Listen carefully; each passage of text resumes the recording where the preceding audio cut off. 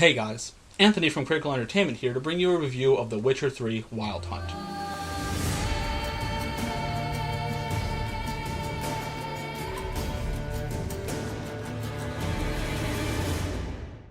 I first fell in love with the Witcher series upon discovering the first game in the series in the late 2000s when looking for a new fantasy RPG to play.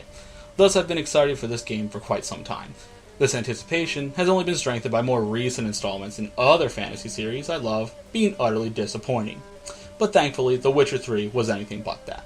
Before we get too much into the game itself, I want to take a second to talk about what you could have gotten if you pre-purchased The Witcher 3, and why I feel it was handled correctly. When I pre-purchased The Witcher 3 on Steam, I not only got a 20% discount between pre-purchasing and owning the first two games, but I received with my game a digital copy of the strategy guide, the game's soundtrack, an art book, and several pretty swag wallpapers. The fact that I got actual bonuses for pre-purchasing, as opposed to elements of my video game that the developers finished and took out to charge more money for, was not only fucking awesome, but surprising. So first off, I would like to thank CD Projekt Red for being awesome and actually giving a shit. Now, for a bit of background, for those who are unfamiliar with the Witcher series, you play the role of Geralt of Rivia, who is a witcher, a professional monster slayer. Despite attempting to live a quiet and lonesome lifestyle wandering the countryside to slaughter the stuff of nightmares in exchange for gold, Geralt continually gets caught up in all kinds of bullshit he doesn't want anything to do with, usually because of politics or his several high-maintenance girlfriends. The games themselves are a continuation of Geralt's story that began with a series of books, though the games are written in a way to fill you in on the essential story that occurred in the books, and not have an unfamiliar player be totally lost. I will admit that reading the book does lend more to the story.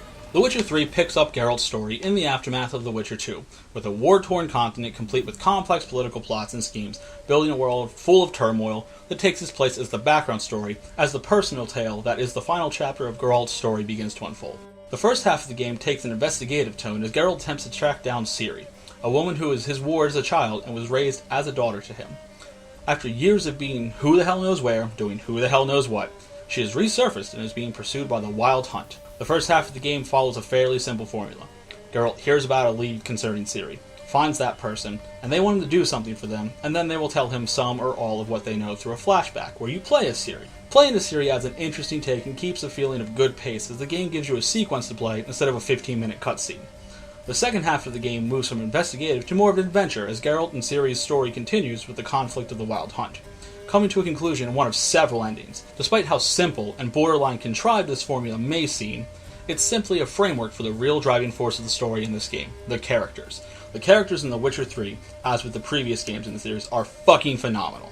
All of the old friends and the new ones that Geralt runs into, as well as enemies of the same nature, are well-written characters with their own stories and development that move the complex story and all of its subplots forward in a way that truly makes the story come to life. The open world you get to wander in The Witcher 3 is, in two words, fucking gigantic. The landmass, known only as the continent, allows for vast amounts of explorations through rolling plains and riverlands, from lush forests to swamps, from large cities to small, war-savage villages. Everywhere you go has a personality of its own, as well as people and monsters to go with it. This brings me to the side quests of the game. I've always been back and forth with side quests in RPGs. A lot of times, they just feel meaningless and just tasks to get you XP and money. The Witcher series, however, has always had a solution built into its premise. You're a monster hunter, and people need you to hunt monsters. This takes side quests and Witcher contracts and makes them feel less like you taking time from the main story and more like you doing what you're supposed to be doing as a Witcher. Not all of the side quests are monster hunting quests, of course, but all of the quests have their own storyline, and characters that have some investment in what's going on during the quest. The monster contracts themselves are a fantastic bit of fun, because they take on a much more investigative quality than in previous games. In the first two Witcher games, you pick up a monster contract, the person who posts the notice knows exactly what you're supposed to be killing. In The Witcher 3, most of the time the people don't have any idea what the fuck it is you're actually looking for, or where to find it. So the contract giver vaguely describes the monster to you, or situation, and sends you on your way. You then must use your attuned Witcher senses to find traces of the monster, whether that be footprints, its method of killing, or numerous other things, and track it to its lair. Once you find out what it is, and where it lives, you take steps to prepare for the fight against it, brewing potions or oils that might help. Sometimes, even having to flush the monster out of its lair. The game makes it feel as if you're actually hunting the monster down. The creature design in the game is great. The monsters look menacing, and some of them are totally reimagined metal versions of creatures you've encountered in previous games. There are also plenty of new faces you see as far as the monsters go, but they are approached with the attitude that they are not new, just that you haven't seen them yet. further building the world and establishing Geralt as a seasoned monster slayer. The fights with unique monsters are fun and can be challenging depending on how you handle them. They are usually good fights, with very minimal cases of boss syndrome here and there. One of the things I was eager to see from the game was the combat system. The combat in the first Witcher game ran off of a combination of dice rolls and properly timed clicks to execute combos, a system I personally liked as an old school RPG player. The second game took a more action RPG approach, and that held up fine. Taking influence from games like the Soul series and Monster Hunter, The Witcher 3 employs a fairly solid action RPG system complete with multiple attack buttons, a button for your Witcher signs, the use of other combat items, such as the newly added crossbow, an invasion button, and a defensive/counter-attack button. While the system isn't perfect, I'm happy with it because I have to exert any effort at all and dodge in any way to not die. The combat was so comfortable, I actually plugged a controller into my PC, something I've never done with a Witcher game before. The one small problem I do have with the combat lies with the lock-on function. In a one-on-one fight, the lock-on works fine. However, if you attempt to use it with multiple enemies, it can quickly lead to your demise. For starters, evasion and attacks, when locked on, are performed relative to the enemy you are locked onto, which means if you're focusing on a monster in a pack, and one attempts to flank you or attack from behind, your dodge may not put you where you need to be so that way you don't take the hit. The other time it's an issue is when an enemy you are locked onto dies. I've noticed that when the game auto-locks to a new target upon the death of your current locked-on target, it usually decides on the most inconvenient target. As an example, at one point I was fighting with a group of drowners, basically zombie fish people, and I had not yet stopped using lock-on for groups of monsters. I killed the ugly fucker that I was locked onto, only to have the game lock onto a drowner so far from the rest of the pack that was slowly encircling me, that I wasn't sure if he was actually aggroed to me, or just fucking about over in another section of the swamp. The result was me attempting to switch my target, while attempting to evade attacks, only to end up dead at the hands of a slimy, fishman, undead flesh orgy. Another aspect of the combat is knowing your enemy, and thus knowing what measures to prepare in the forms of potions, blade oils, and bombs. I've always liked this aspect of The Witcher because it's an interesting form of strategy. This of course brings in the alchemy system. I will admit, I still like the alchemy system in the first game the best, because the potion creation relied on substances found within ingredients rather than specific ingredients themselves. Unfortunately, we haven't gone back to that, and all of your alchemical concoctions require specific items, which can sometimes be frustrating when you really want a certain kind of potion or blade oil, but you need one more of some fucking obscure plant or substance that you have yet to scour homes, shops, and the wilderness for. There is, however, a new aspect of the alchemy system I thought was interesting, and makes up for the use of specific items to create things. Once you make a potion, or bomb, or blade oil, you don't have to make it again when you run out of the quantity that you have made. All you have to do is meditate for 1 hour with a strong alcohol, and the game will replenish your alchemical items at the expense of that bottle of booze. I like that as a system, because again, I don't have to harvest 40 fucking drowner brains just to have an ample stock of swallow potions. But it's not broken, because it requires you to have alcohol, and while that's easy enough to come by, it is possible to run out if you don't pay attention.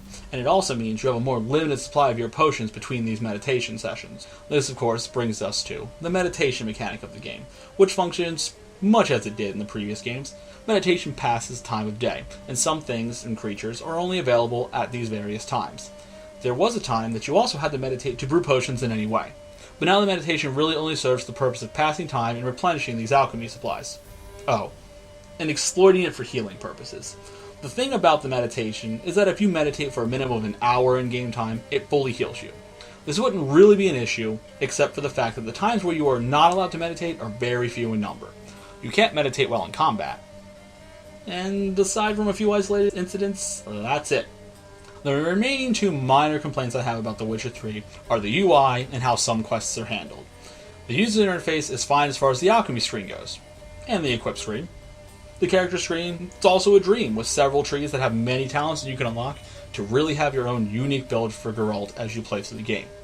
The quest and map sections are fine as well. The real problem comes with your inventory. Unfortunately, one of the few issues I had with The Witcher 2 still remains in The Witcher 3. The inventory UI is a nightmare at times. I will say right away that it is better than the UI for The Witcher 2, by miles.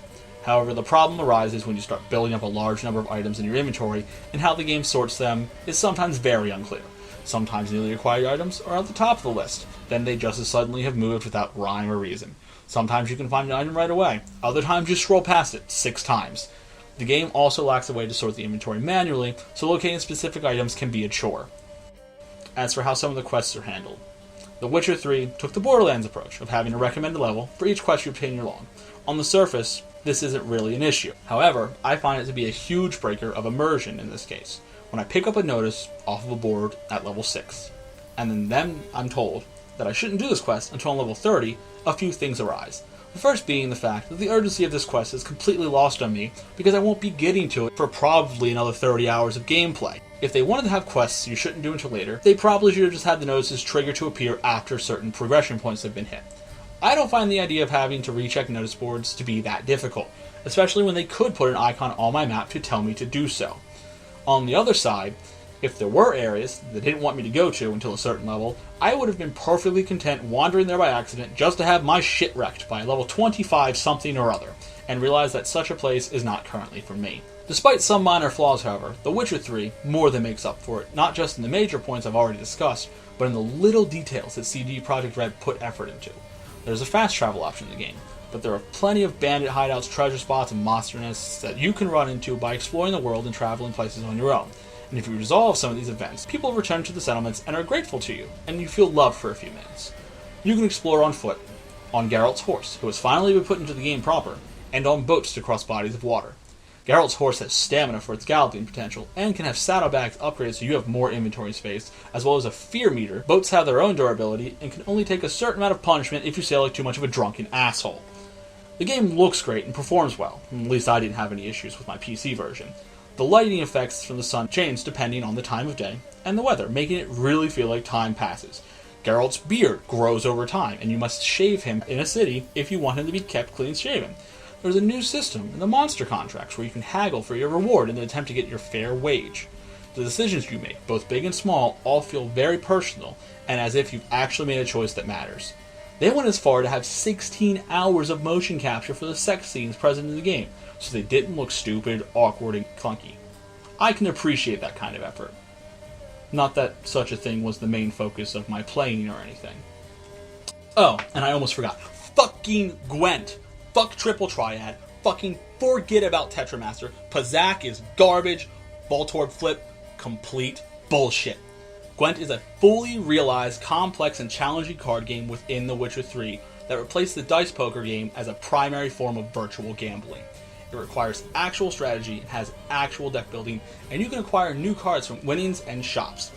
The focus of a major subquest, that being a, and I quote, high-stakes Gwent tournament. You can play today and become the Witcher King of Games. All in all, The Witcher 3 Wild Hunt is easily one of the best RPGs to come out in recent years, and is a fantastic final chapter for Geralt of Rivia. It shows us that there are still some developers who actually care and put in effort, and I'm very excited to see what else CD Projekt Red can give us in the future.